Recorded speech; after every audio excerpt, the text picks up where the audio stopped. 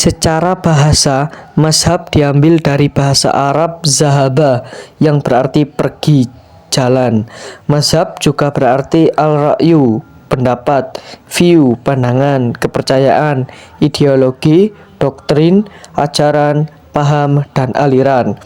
Dalam kamus istilah keagamaan, mazhab adalah aliran tentang hukum fikih yang menjadi ikutan umat Islam. Pengertian mazhab menurut istilah meliputi dua hal. Satu, mazhab adalah fatwa atau pendapat seorang imam mujtahid tentang hukum suatu peristiwa yang diambil dari Al-Quran dan hadis. Dua, mazhab adalah jalan pikiran atau metode yang ditempuh oleh seorang imam mujtahid dalam menetapkan hukum suatu peristiwa berdasarkan kepada Al-Quran, hadis. Pentingnya bermazhab dalam fikih sebagai sumber hukum Islam, Al-Quran dan hadis Rasulullah SAW masih perlu ditafsirkan oleh ahlinya sehingga bisa dipahami, dimengerti, dan diamalkan dalam kehidupan sehari-hari. Di antara sekian banyak ahli tersebut adalah Imam Hanafi, Imam Maliki, Imam Syafi'i, dan Imam Hambali yang telah disepakati oleh para ulama sebagai imam mazhab yang pendapatnya dapat dipercaya dalam menafsirkan sumber hukum Islam. Keempat imam tersebut merupakan ulama yang memiliki kemampuan untuk menjelaskan kebenaran agama Islam sesuai nas. Dalam Al-Quran juga ditegaskan tentang kewajiban umat Islam untuk bertanya kepada orang lain yang lebih mengetahui, sebagaimana dalam surat An-Nabi, yang berarti, dan kami tidak mengutus sebelum kamu kecuali orang-orang lelaki yang kami beri wahyu kepada mereka, maka bertanyalah kepada orang yang mempunyai pengetahuan jika kamu tidak mengetahui.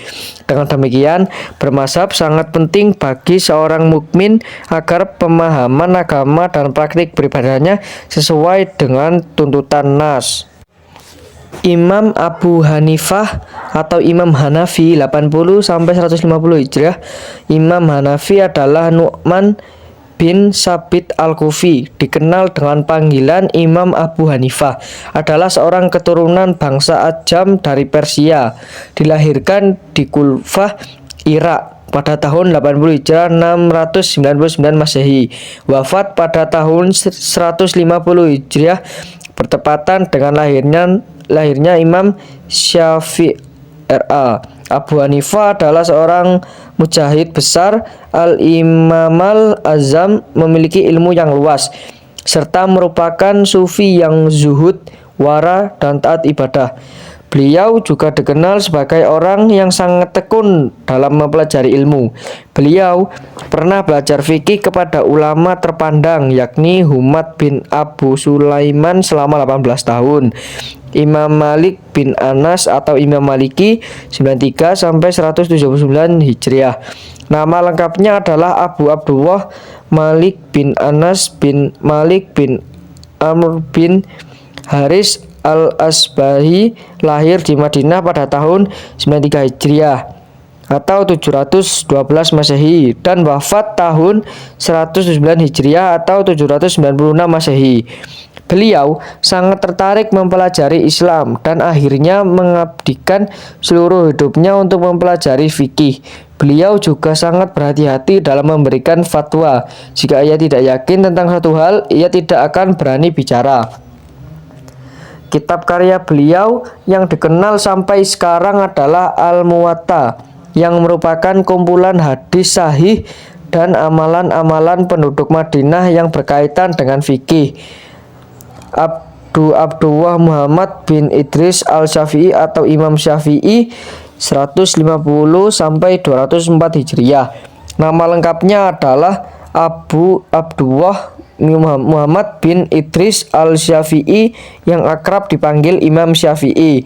Lahir di Gaza, Palestina 150 Hijrah atau 767 Masehi dan wafat di Futhat, Mesir Meskipun menguasai hampir seluruh disiplin ilmu, Imam Syafi'i lebih dikenal sebagai ahli hadis dan hukum karena inti pemikirannya terfokus pada dua cabang ilmu tersebut. Abu Abdullah bin Hanbal atau Imam Hanbali 164 sampai 241 Hijrah. Nama lengkapnya adalah Abdillah Ahmad bin Hanbal bin Hilal Asdahili Asyaibani. Beliau lahir di Baghdad pada tahun 164 Hijriah dan wafat tahun 241 Hijriah. Banyak tokoh ulama yang berguru kepadanya dan melahirkan banyak ulama dan pewaris hadis terkenal seperti Imam Bukhari, Imam Muslim, dan Imam Abu Daud. Klasifikasi bermazhab. Dalam ilmu usul fikih, ketiga istilah tersebut termasuk dalam klasifikasi bermazhab. Perhatikan penjelasan berikut. Taklid.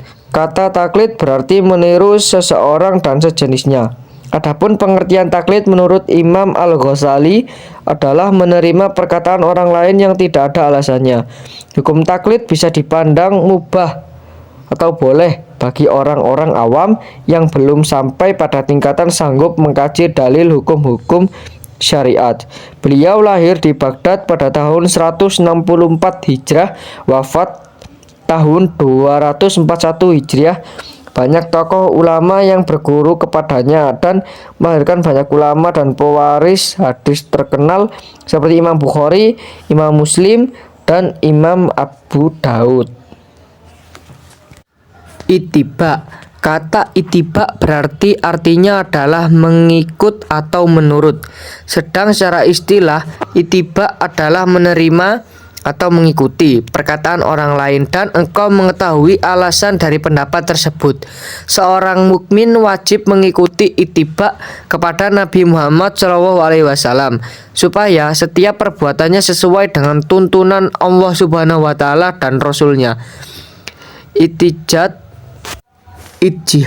Menurut bahasa, ijtihad artinya bersungguh-sungguh dalam mencurahkan pikiran.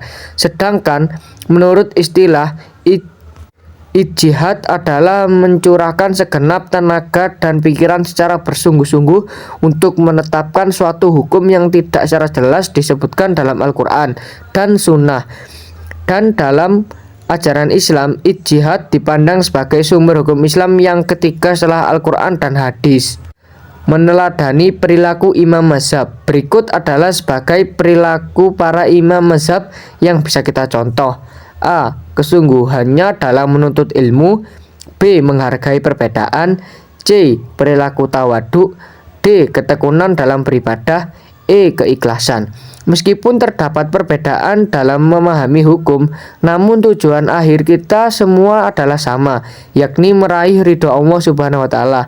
Dengan memahami sejarah dan perkembangan mazhab, semoga kita dapat semakin toleran dan menghargai keberagaman dalam Islam. Daulah Safawi mempunyai peradaban dengan Daulah Turki Utsmani dan Moghol di Indonesia. Hal ini karena Daulah Safawi menganut ajaran Syifa yang akhirnya melahirkan negara Iran di Timur Tengah. Masa awal berdiri Daulah Safawi di Persia 1502 sampai 1587. Daulah Safawi awalnya merupakan gerakan tarekan Safawi yang didirikan Syafi al-Din di Ardabil, Azerbaijan, bertujuan untuk membersihkan ajaran Islam dari kemungkaran dan kehidupan bid'ah. Daulah Safawi didirikan oleh Abu al-Muzaffar Ismail bin Haidar as-Safawi atau Ismail I pada tahun 1502 sampai 1524 sebagai raja yang pertama. Masa kemajuan Daulah Safawi di Persia pada tahun 1587 sampai 1629. Kemajuan Daulah Safawi terjadi pada masa kepemimpinan Raja kelima Daulah Safawi, yaitu Abbas bin Muhammad Abbas I pada tahun 1587 sampai 1629. Kemajuan yang diperoleh beberapa diantaranya daerah kekuasaan Daulah Safawi terbentang dari Sungai Tigris hingga Sungai Indus. kemajuan dalam berbagai aspek, terjalin persahabatan dan diplomasi dengan Daulah Turki Utsmani, Daulah Mughal di India, bangsa Ciremai dan Persia. Masa kemunduran Daulah Safawi di Persia pada tahun 1529 sampai 1532.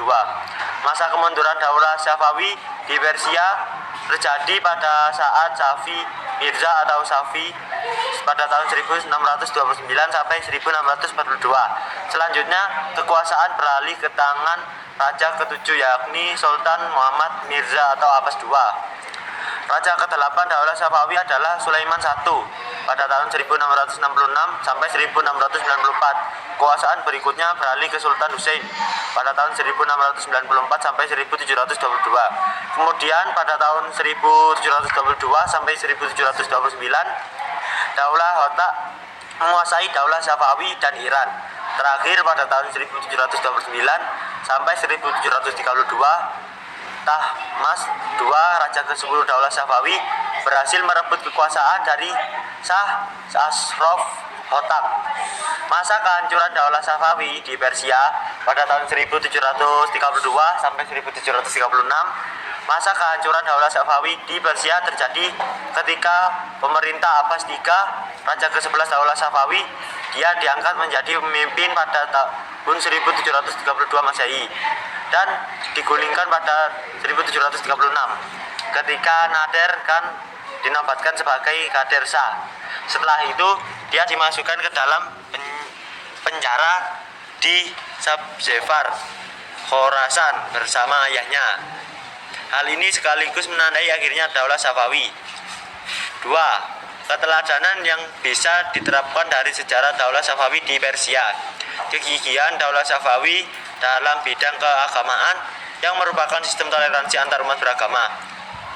Poin selanjutnya, kegigihan Daulah Safawi dalam bidang ilmu pengetahuan sehingga dikenal sebagai negara penghasil ilmuwan. Selanjutnya, kegigihan Daulah Safawi dalam bidang ekonomi ditandai dengan perkembangan perekonomian negara yang stabil.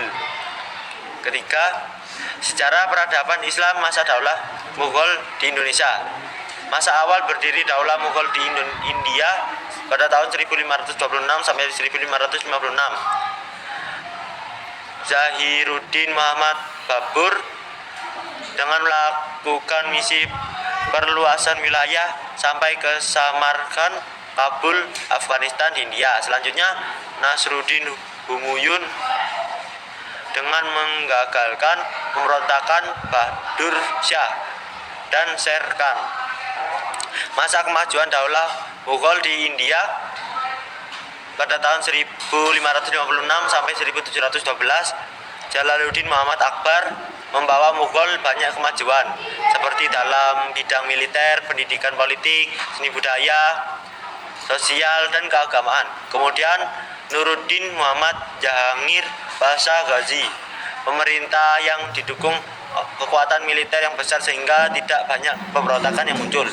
Selanjutnya Shah Jahanan Ezam merupakan seorang pemimpin terpelajar dan berjiwa intelektual, sedangkan Sultan Aurangzeb Alamgir merupakan pemimpin yang sederhana, memegang teguh ajaran Islam untuk hafal Al-Quran.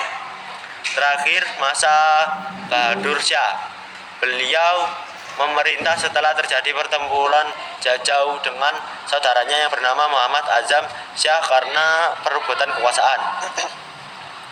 Masa kemerosotan Daulah Mughal di India, beberapa kaisar yang memegang tahta kekuasaan Mughal antara lain: 1. Jahandar Shah, pemerintah tahun 1712 sampai 1713 Masehi. Kedua, Muhammad Fakhrusiyar, memerintah tahun 1713 sampai 1719 Masehi. Rafi'ud Darajat, memerintah sekitar 4 bulan di tahun 1719 Masehi. Shah Jahan II, memerintah sekitar 3 bulan di tahun 1719 Masehi. Muhammad Shah atau Rosan Akhtar, memerintah tahun 1719 sampai 1748 Masehi. Masa kehancuran Daulah Mughal di India 1837 sampai 1857 Masehi. Mirza Abu Zafar Sirajuddin Muhammad Baharudin Shah Zafar yang bergelar Bahadur Shah II merupakan penerus terakhir Mughal. Pada periode ini, Daulah Mughal mengalami kehancuran.